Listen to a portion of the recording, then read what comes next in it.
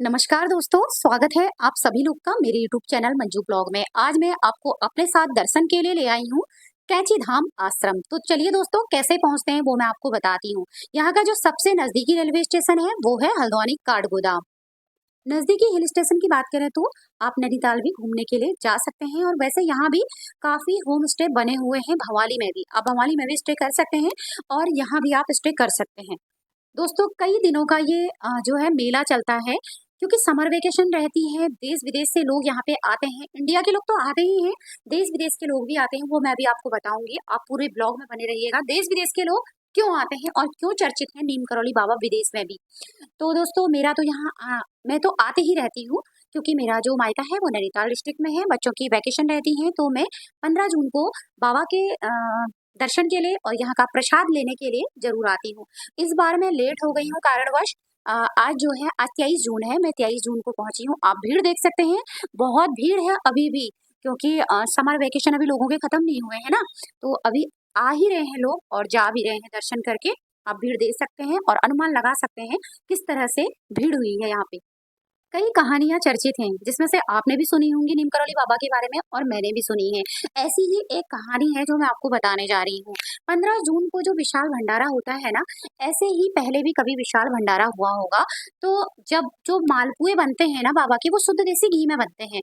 तो मालपुए बनते बनते, क्योंकि जो श्रद्धालुओं की संख्या थी ना वो बढ़ गई है, और मालपुए बनते बनते घी खत्म हो गया। तो जो संत थे, साधु संत थे, उन्होंने बाबा जी से कहा कि घी तो खत्म हो गया, मालपुए कैसे बनेंगे। तो बाबा ने एक मुस्कान भरते हुए कहा कि जाइए, जो पास में नदी है उसमें से आप कनस्तर में भर लाइए पानी, उससे ही आपके मालपुए तैयार हो जाएंगे। तो यही वो नदी है जहाँ से पानी भरा गया था, और जिससे मालपुए बने तो वो घी बन गया था, शुद्ध देसी घी। तो देखिए दोस्तों, ये एक चमत्कार है। दोस्तों, इससे भी बड़ा क्या कोई चमत्कार हो सकता है। और दूसरी बात बताऊं मैं आपको, दूसरी कहानी भी मुझे याद आ रही है कि विदेशियों के मन में आकर्षण कैसे पैदा हुआ। हार्वर्ड के प्रोफेसर थे रिचर्ड अल्बर्ट, जो रामदास नाम से बाद में विख्यात हुए, जो ड्रग्स के समर्थक थे। उन्होंने बाबा की परीक्षा लेनी चाहिए।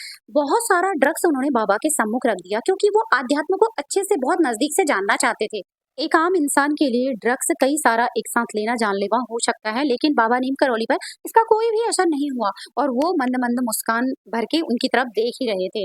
तो जो भी चीजें वो मन में सोच रहे थे, तो बाबा ने उन्होंने मतलब उनसे कह दिया कि तुम ये चीज सोच रहे हो। एक दिन जब वो रात्रि में अकेले बैठ के आसमान की तरफ देख रहे थे, तारों की तरफ, तो बाबा ने कहा कि तुम तो अपनी माँ को देख रहे हो उन तारों में, यही सोच रहे हो ना।